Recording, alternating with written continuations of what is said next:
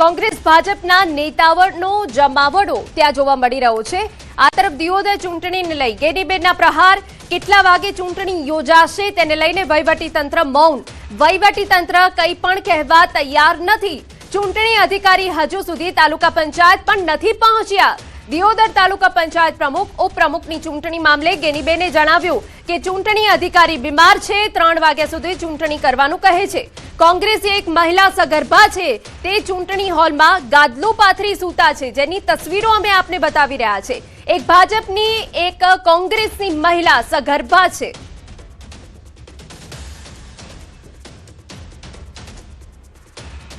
અગિયાર વાગે સભાખંડમાં હાજર છે।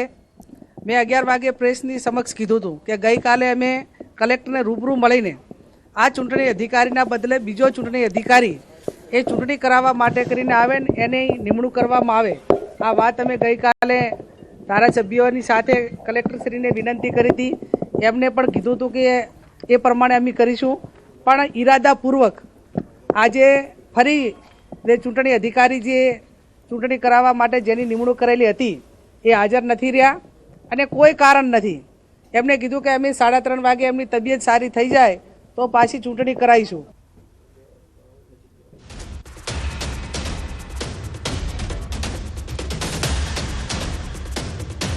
તો આપને જણાવી દઈએ કે જ્યાં ચૂંટણી અધિકારી બીમાર છે, 3 વાગ્યા સુધી ચૂંટણી કરાવવાનું કહે છે તેવી વિગતો હાલ તો સામે આવી છે।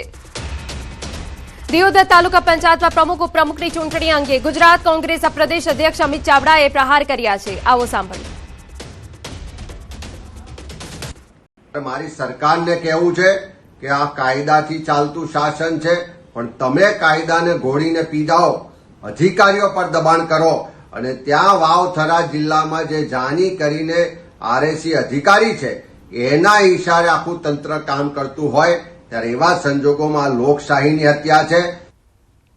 તો સંપૂર્ણ વિગતે વાત કરવા માટે અમારા સંવાદદાતા કિશોર જોડાઈ ગયા છે, તેમની પાસેથી સંપૂર્ણ વિગતો મેળવીએ કે આખરે ત્યાં હલચલ શું ચાલી રહી છે। કિશોર, શું વિગતો છે આપની પાસે દિયોદર તાલુકા પંચાયતને લઈને? કેવી હલચલ ત્યાં આપ જોઈ રહ્યા છો? કોંગ્રેસ દ્વારા આક્ષેપ પ્રતિ આક્ષેપ કરવામાં આવી રહ્યા છે। કિશોર,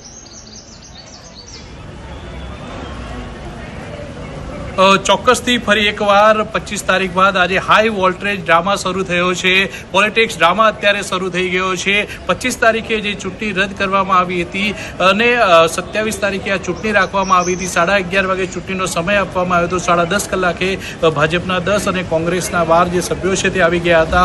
વહેલી સવારે 10 વાગ્યાથી ડીવાયએસપી કક્ષા સહિત પોલીસની ટીમો, આરોગ્યની ટીમો પણ અહીંયા હતી અને પછી અચાનક એવું થાય છે, 12 વાગ્યા સુધી રાહ જોવામાં આવે છે અને 12 વાગે જે ચૂંટણી અધિકારી છે તે એવું કહે છે કે હું બીમાર છું, 3 વાગ્યા સુધી આવીશ, એવું વહીવટીતંત્ર નથી કહેતું, પરંતુ ગેનીબેન આવીને કહે છે અને અત્યારે વહીવટીતંત્ર કેમેરા સામે કંઈ પણ કહેવા તૈયાર નથી। નથી ચૂંટણી અધિકારી ફોન ઉપાડવા તૈયાર, નથી તાલુકા વિકાસ અધિકારી ફોન ઉપાડવા તૈયાર, કે નથી મીડિયાને અંદર જવા દેવામાં આવી રહ્યા। અત્યારે દ્રશ્યો બતાવીશ કે આ તાલુકા પંચાયત દિયોદરની કચેરી છે, એમાં 12 કોંગ્રેસના 10 ભાજપના સભ્યો છે, કોંગ્રેસના 1 મહિલા સભ્ય તેમજ ભાજપના 1 મહિલા સભ્ય અત્યારે સગર્ભા છે અને તેમને ખાટલામાં સુડાવવામાં આવ્યા છે। તેમના માટે વ્યવસ્થા અત્યારે કરવામાં આવી છે, પરંતુ મહત્વની તો વાત એ છે કે પોલીસ છાવણીની અંદર દિયોદર તાલુકા પંચાયતને જે છે તે ફેરવી દેવામાં આવી છે। અત્યારે પણ ચુસ્ત પોલીસ બંદોબસ્ત જે છે તે અત્યારે પણ જોવા મળી રહ્યો છે। વહીવટીતંત્રના અધિકારીઓ દ્વારા જે 3 વાગ્યાનો સમય છે તેવું અત્યારે ચર્ચાઈ રહ્યું છે। અત્યારે 3 વાગ્યાના સમયને લઈને જે એમ્બ્યુલન્સો ગોઠવવામાં આવી હતી, જે સ્ટાફ હતો તે તમામ લોકો અત્યારે જમવા નીકળ્યા છે અને અહીંયા કોઈ પણ ધરણા ના થાય, 4 થી વધુ લોકો ભેગા ન થાય તે માટેનું જાહેરનામું ગઈકાલે જ વાવથરા જિલ્લા કલેક્ટર દ્વારા પ્રસારિત કરવામાં આવ્યું હતું। તેને લઈને પોલીસ પણ અત્યારે એક્શન મોડમાં છે।